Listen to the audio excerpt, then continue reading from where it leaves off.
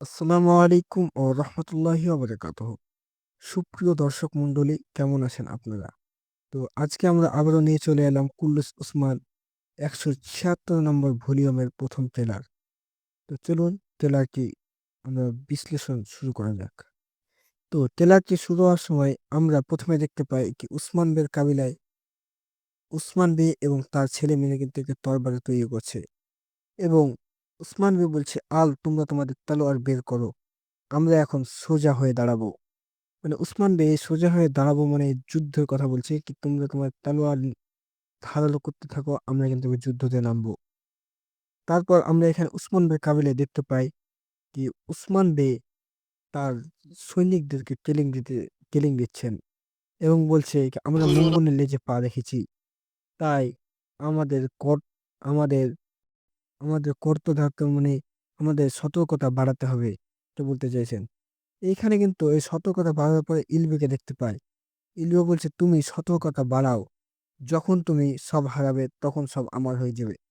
এইখানে উসমান বে যদি মারা যায় এবং তার ছেলেরাও যদি মারা যায়, এই হিসাবে কিন্তু ইলবের ভাই কিন্তু মানে উসমান বের ভাই ইলবে কিন্তু তার রাজত্ব পেয়ে যাবে।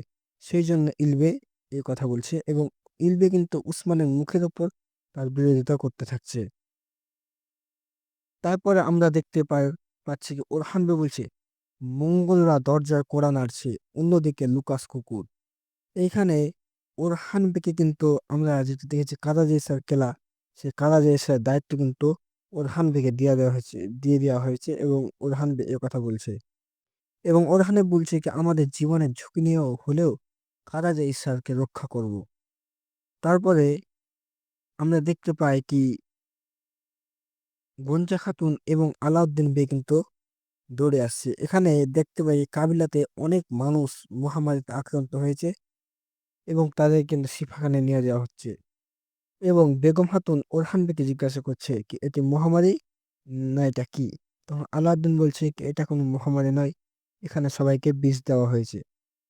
তারপরে আমরা এখানে দেখতে পাই কি বালা খাতুন এসে কিন্তু আমাদের যে পোয়েনা বা হালিমা, এই দুজন একটি ক্যারেক্টার, তো এখানে বালা খাতুন এসে কিন্তু হালিমাকে ধরে নেয় এবং হালিমা বলছে কি মা তুমি এসেছো এবং বালা খাতুন বলছে হ্যাঁ মেয়ে আমি এসেছি।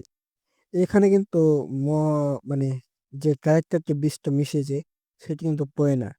তিনি বিষ মিশিয়েছেন এবং তিনিই কিন্তু নাটক করছেন বিষ খাওয়ার, যেন সন্দেহটা ওর গায়ে না লাগে। তারপরে আমরা এইখানে চরিত্রতে দেখতে পাই কি লুকাস এবং সোফিয়া কথা বলছে। এখানে বলছে উলুগান ইতিমধ্যে উসমানের সীমান্ত অতিক্রম করে ফেলেছে। এই উলুগানটা হয়তো মঙ্গলদের কোনো কমান্ডার হতে পারে। তারপরে আমরা দেখতে পাই যে মঙ্গলরা উসমানের কেলার দরজা কিন্তু ভেঙে ফেলেছে এবং মঙ্গলরা বলছে কি তোমরা আলদের ওপর ক্ষিপ্ত হবে না, কারণ তারা আমার আগমনকে ঠেকাতে পারেনি। এখানে মঙ্গলরা উসমানকে ছোট করছে কি তোমার আল্প এতটাই দুর্বল যে আমরা যে এসেছি তার জন্য দরজাটাকে রুখতে পারলো না, ছেড়ে দিল। তাছাড়া আকাশের ঈগল আমাদের অনুমতি ছাড়া লক্ষ্য ঠিক করে না। মানে মঙ্গলরা এতটাই যে অহংকারী, তারা নিজেকে এত শক্তিশালী ভাবে, তারা নিজেরাই জানে না কি তারা কতখানি শক্তিশালী। তারপর আমরা উসমান বেকে দেখতে পাই কি উসমান বে বলছে যে যতদিন তোমরা আমার ভূমিতে আসবে ততদিন, এখানে উসমান বে বলছে